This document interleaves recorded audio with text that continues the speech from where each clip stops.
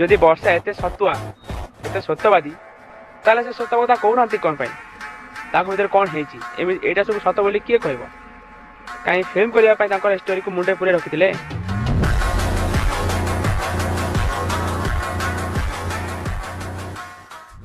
ତ ଭାଇ ରାଣୀ ପଣ୍ଡାଙ୍କର ଏ ଅବସ୍ଥା ଦେଖି ଆଜି ସାରା ଓଡ଼ିଶା ତାଙ୍କ ପାଇଁ ଝୁରୁଛନ୍ତି, ହଁ କି ନାହିଁ ଫ୍ରେଣ୍ଡ? ଯଦି ହଁ, ଭିଡ଼ିଓଟି ଆଜି ଶେଷ ପର୍ଯ୍ୟନ୍ତ ଦେଖି ମୋତେ ଆପଣଙ୍କର ମତାମତ ଜଣାଇବେ। ठीक है। କାରଣ କିଛି ଦିନ ତଳେ ବର୍ଷାଙ୍କ ସହିତ ତାଙ୍କ ଫିଲ୍ମ ୱାଇଫ୍କୁ ନେଇ ଦୁଇ ଜଣ ନାରୀ ମାନେ ଯେଥିରେ ଥିଲେ ଆମ ରାଣୀ ପଣ୍ଡା ବି ସେଥିରେ ଥିଲେ, ବର୍ଷା ପ୍ରିୟଦର୍ଶିନୀ, ଆଉ ଜଣେ ଥିଲେ ଜାଣିନି ତା ନା, ହେଲେ ମୁଁ ଭିଡ଼ିଓ ଦେଖେଇଦେବି, ସ୍କ୍ରିନ୍‌ସଟ୍ରେ ଆପଣ ଦେଖିନେବେ।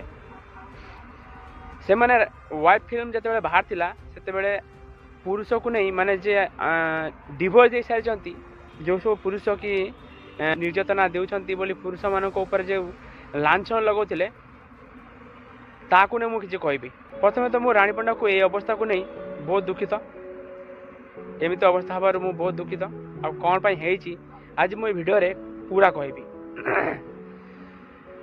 ଭାଇ ରାଣୀ ପଣ୍ଡା ଜଣେ ଯାତ୍ରାରେ କାମ କରେ, ଯାତ୍ରା କରି ସେ ଜନସେବା ବି କରନ୍ତି, ଜନସାଧାରଣଙ୍କୁ ସେବା ବି କରନ୍ତି, ମାନୁଛି। ରାଣୀ ପଣ୍ଡାଙ୍କ ଫ୍ୟାନ୍ ବି ଗୋଟେ ସେଲିବ୍ରିଟିଠୁ ବି କମ୍ ନୁହଁ, ତାଙ୍କର ଫ୍ୟାନ୍ ଫଲୋଇଂ ବି ବହୁତ ସାରା ଅଛନ୍ତି।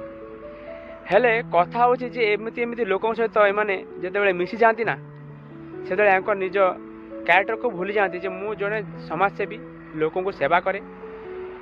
କଥାରେ କହନ୍ତି ନା, ସବୁ ଝିଅ ସମାନ ନୁହଁ, ସେମିତିକି ସବୁ ପୁଅ ବି ସମାନ ନୁହଁ।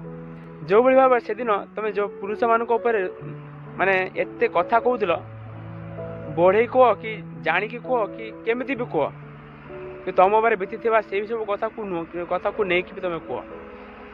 ହେଲେ ସେଦିନ କଥା ଟିକେ ମନେ ପକାଅ। ଆଉ ସେଦିନ ଭିଡ଼ିଓ ଏବେ ସୋସିଆଲ ମିଡ଼ିଆରେ ପଡ଼ିଛି, ତୁମେ ୟୁଟ୍ୟୁବରେ ପଡ଼ିଥିବ କି ଇନଷ୍ଟାଗ୍ରାମରେ ପଡ଼ିଥିବ, ତୁମେ ଯାଇ ଦେଖିନେବ କେମିତି ତୁମେ ପୁରୁଷ ଉପରେ ତୁମେ ମାନେ ମିଛ ଲାଞ୍ଚ ଲଗାଉଥିଲେ। ଯଦି ବର୍ଷା ଏତେ ସତୁଆ ଏତେ ସତ୍ୟବାଦୀ ତାହେଲେ ସେ ସତ କଥା କହୁନାହାନ୍ତି କ'ଣ ପାଇଁ? ତାଙ୍କ ଭିତରେ କ'ଣ ହେଇଛି? ଏଇଟା ସବୁ ସତ ବୋଲି କିଏ କହିବ? କାହିଁ ଫିଲ୍ମ କରିବା ପାଇଁ ତାଙ୍କର ଷ୍ଟୋରିକୁ ମୁଣ୍ଡେ ପୁରେଇ ରଖିଥିଲେ, ଏଇ ୱାଇଫ୍ ଫିଲ୍ମ ତିଆରି କରିବା ପାଇଁ?